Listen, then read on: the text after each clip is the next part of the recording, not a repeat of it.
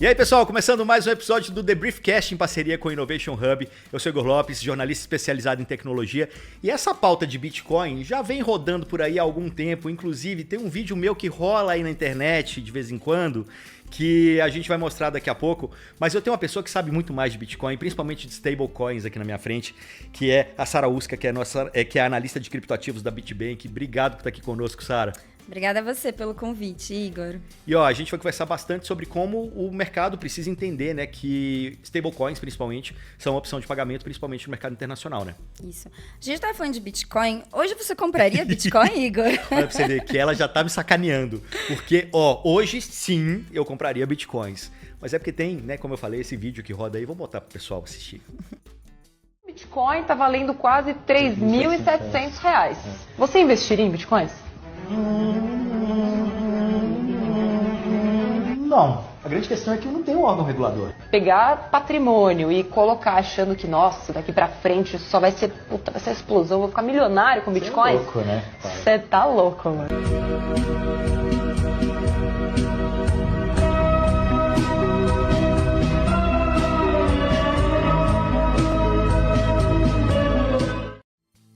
Pois é, naquela época tudo era diferente, né? Na verdade, tudo era mato, né?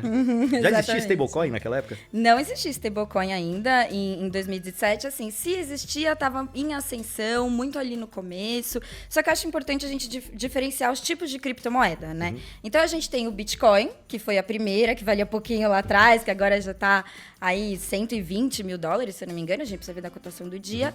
Então, a gente tem o Bitcoin, a gente tem as altcoins, que são todas as criptomoedas que não são Bitcoin.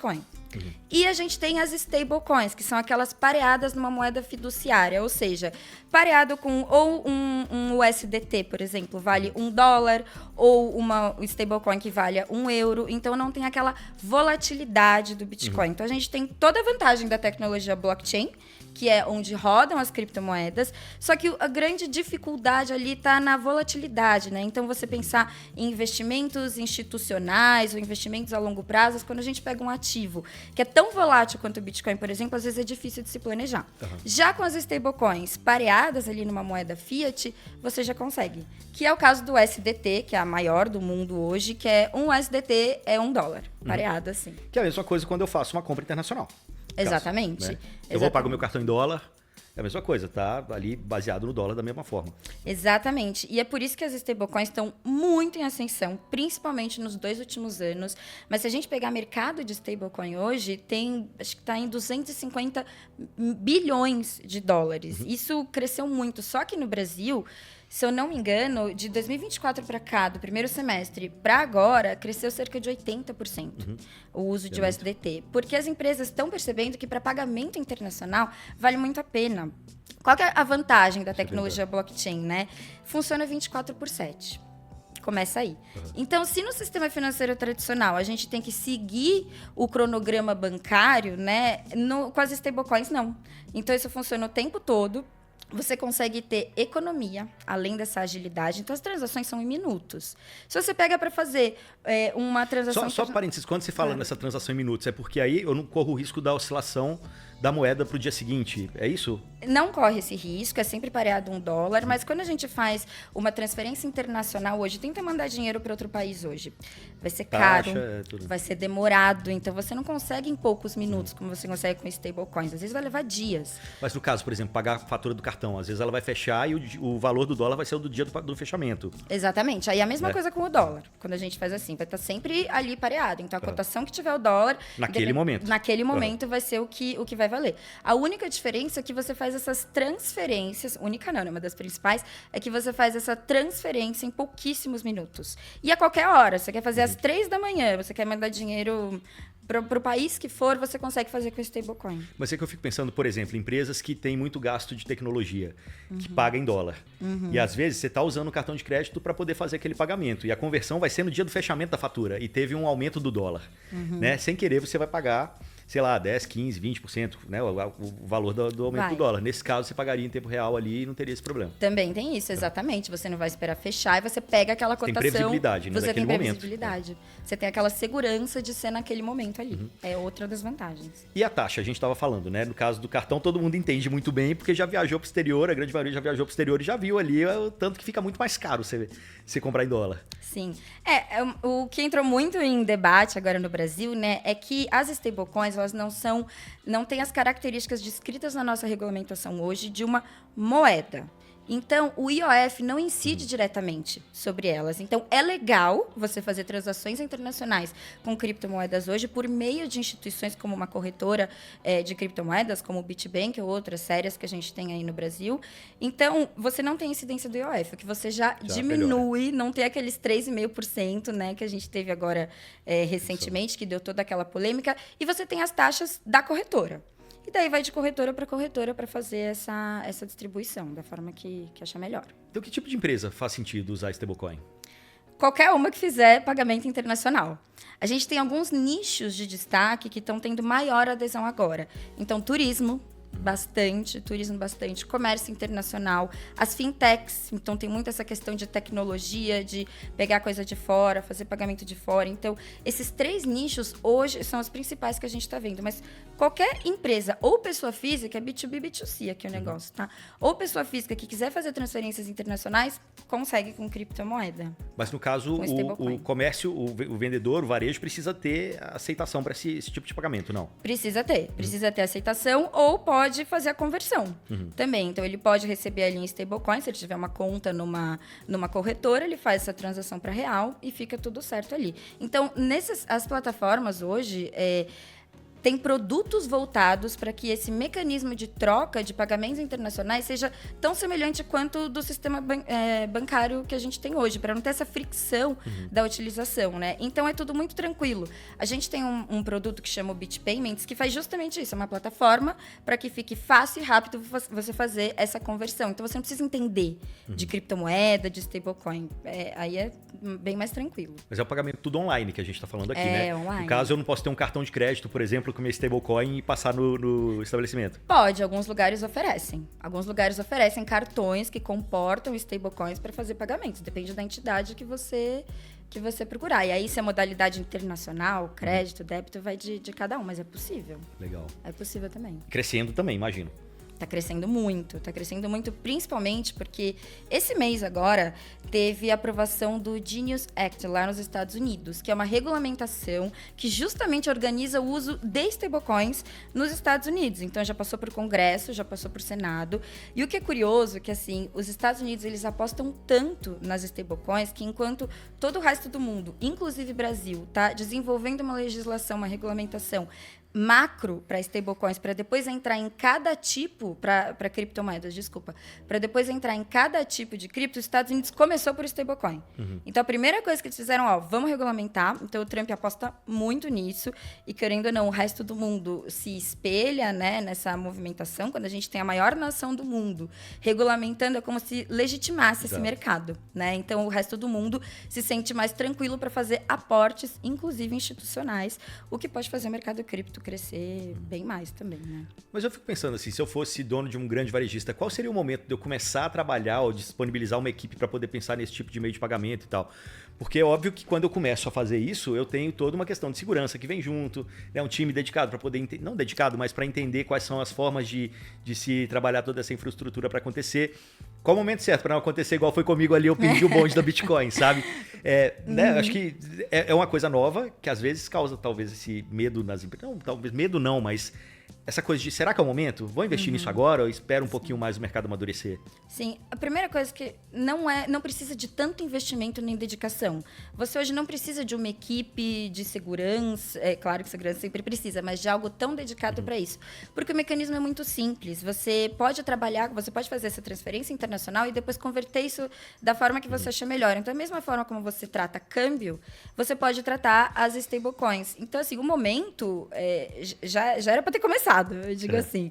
Não está tanto assim atrasado, que eu diria, mas hoje, as empresas que não começarem a fazer esse tipo de abordagem, que, de novo, não precisa do investimento grande de equipe, nem nada disso, até porque muitas instituições, como a nossa, oferecem consultoria para isso. Então, assim, nossa, eu vi que eu preciso botar stablecoin, não sei como, não sei o que fazer aqui, me ajuda. As próprias instituições dão esse passo a passo, mostram que não é difícil, não precisa entender de blockchain, nem nada disso. Então, já está atrasado quem não começou a pelo menos pensar nisso, tá? Então, já aproveitando, quais são os primeiros passos aí? Os primeiros passos é procurar uma instituição de confiança, sempre assim. Pode ser aqui no Brasil, pode ser do exterior, mas como a gente está falando de regulamentação daqui, né? Então, procurar uma empresa de confiança e buscar assessoria dessa própria instituição. Então, olha, como que é o meu primeiro passo? Como que eu faço? Então, a partir de você ter uma ajuda nesse sentido, você já vai se sentir muito mais seguro para implementar. Mas sempre procurando uma instituição de confiança, porque a gente sabe que com o avanço de novas tecnologias, vem avanço de novos golpes, novas fraudes. Então, aquele esquema de sempre. Pesquisa, ver na imprensa, ver redes sociais, plataformas de avaliação, tudo isso. Então, a primeira coisa, a partir dali, você já vai ser orientado. Tá? Na sequência, eu tenho que comprar stablecoin? Eu tenho que ter uma conta com crédito, com saldo, alguma coisa assim? Você tem que ter, na verdade, uma conta dentro de uma corretora. Você vai jogar reais ali, da mesma forma como você compra Bitcoin hoje, então você vai jogar reais naquela corretora e vai fazer a troca de real para stablecoin que você escolher. Tem várias. Uma casa de câmbio. É mercado de câmbio, exatamente. Só que com uma tecnologia nova que traz diversas vantagens que todo mundo já conhecia do Bitcoin, mas tinha medo. Então, o stablecoin tira o medo da volatilidade e carrega toda as vantagens do blockchain ali naquele percurso. Dá para falar de case ou de empresa, de clientes de vocês que estão fazendo bom proveito disso? Cliente, a gente ainda não consegue abrir, assim, mas a gente consegue falar os ramos. Como eu falei, dos setores de turismo, já estão bastante interessados, Mas já como, estão assim? trabalhando com isso. Mas como exatamente? Para pagamentos internacionais. Então, precisa fazer câmbio até de indicar para cliente. Então, o cliente vai viajar, precisa fazer uma transferência ou algo assim, precisa levar dinheiro. Tem essa recomendação de usar as stablecoins para isso. Ou para fazer qualquer tipo de pagamento internacional. Preciso pagar em dólar? Tem isso também. Muitas empresas lá fora, principalmente americanas, já aceitam stablecoin. Então, às vezes, você não precisa nem fazer o câmbio lá do outro lado, né? Você paga com o stablecoin. É menos taxa. Menos taxa, mais rápido e etc. Então, já aceitando, você faz esse pagamento e agilizou muito a sua vida, né? Fico pensando no caso de nômade digital também, né? Tá cada hora num país diferente, cada hora num lugar. Exatamente. É muito mais fácil você trabalhar dessa forma. É muito mais fácil e você não precisa ficar trocando toda hora, né? Por dinheiro que você vai, para onde você vai. Então, tem como você fazer a conversão e sacar nas próprias corretoras de outros países. Então, por exemplo, você pode transferir de uma corretora daqui para uma corretora na Europa, por exemplo, você pode converter aquilo para o euro ou para a moeda que você quiser, ou não, ou para onde aceitar stablecoin, você já faz o pagamento direto. A gente está falando muito de stablecoin aqui, e a grande vantagem é o rastreamento, né? No caso do blockchain aí. Para quem não conhece ainda, explica para o pessoal como que eu consigo rastrear esse dinheiro, de onde veio, para onde vai e quais as vantagens disso para o mercado. Sim, a tecnologia blockchain, ela nasceu com algumas características muito importantes. E uma delas é a rastreabilidade. Então, tudo nasceu do Bitcoin. Começa por aí, tá? Então, até antes de surgir o termo blockchain, surgiu o Bitcoin lá em 31 de outubro de 2008, mas ele só começou a rodar no dia 3 de janeiro de 2009. E o que essa tecnologia ela prega, né? O que ela rege? Todas as transferências que eu fizer ali vão ser registradas numa espécie de livro-registro, que é o blockchain. Ele também é chamado de blockchain. Isso fica aberto para qualquer um ver. No caso do Bitcoin, que é um blockchain público, que a gente fala, né? Então, eu consigo ver aquele Bitcoin que saiu da minha carteira, foi para a sua, que foi para outro, que foi para outro, eu consigo fazer toda essa rastreabilidade da moeda. O que eu não tenho nesse blockchain público são informações sensíveis. Então, não vai estar lá o meu endereço de carteira, que é de onde eu fiz a transação dos Bitcoins, por exemplo, escrito Sara, do CPF tal, do endereço tal. A gente não tem isso. A gente tem o seu endereço só, que pode ser rastreado. E essa questão da transparência e da rastreabilidade também entra a questão da segurança. Então, o blockchain do Bitcoin, por exemplo, vai fazer agora acho que 16 anos, se eu não errei ali nas contas, nunca teve um hack, um ataque, a segurança daquilo nunca foi violado. O que se entende da tecnologia hoje é que não existe capacidade de processamento computacional para quebrar a segurança de um blockchain hoje. Não tem. Então, a gente tem toda essa segurança também refletida nas stablecoins, que pegam essa tecnologia para utilizar. Mas aí a gente está falando de segurança agora com a tecnologia que a gente tem disponível hoje no mercado, né? Mas já se fala dessa tal computação quântica aí, que vai vir também para revolucionar o mercado e trazer, talvez, uma nova abordagem na questão de segurança. Né? Como que Bitcoin, stablecoins e todo esse mercado tá olhando para essa nova tendência que já está aí, na verdade, né? É uma baita discussão essa, né? Se a computação quântica vai acabar com o Bitcoin, né? Então, assim, a segurança do Bitcoin, ela tá toda baseada num mecanismo de criptografia que é diferente do sistema bancário tradicional, mas ainda assim uma criptografia, que tem uma parte um pouco mais técnica, é que tem um mecanismo por trás que chama Proof of Work, que são diversas tentativas que você faz ali para conseguir desbloquear aquele bloco. Mas não vou entrar muito nessa parte, né? Com a criptografia quântica, com a computação quântica, na teoria, você conseguiria tentar várias vezes quebrar, né, achar esse desbloqueio. Rápido, né? É mais rápido. Então, se na computação tradicional a gente tem aquele falar que é o 0 e 1, é como se você tentasse tudo ao mesmo tempo ali na computação quântica, e daí isso quebraria a criptografia do Bitcoin. Mas esse não seria o maior dos nossos problemas. Se a computação quântica quebrasse de fato a criptografia, o sistema financeiro tradicional também não ia segurar, embora não. Há muito tempo, né? Não vai segurar, mas muito já se fala da criptografia pós-quântica. Então, o mercado financeiro tradicional também está correndo atrás, também está vendo isso.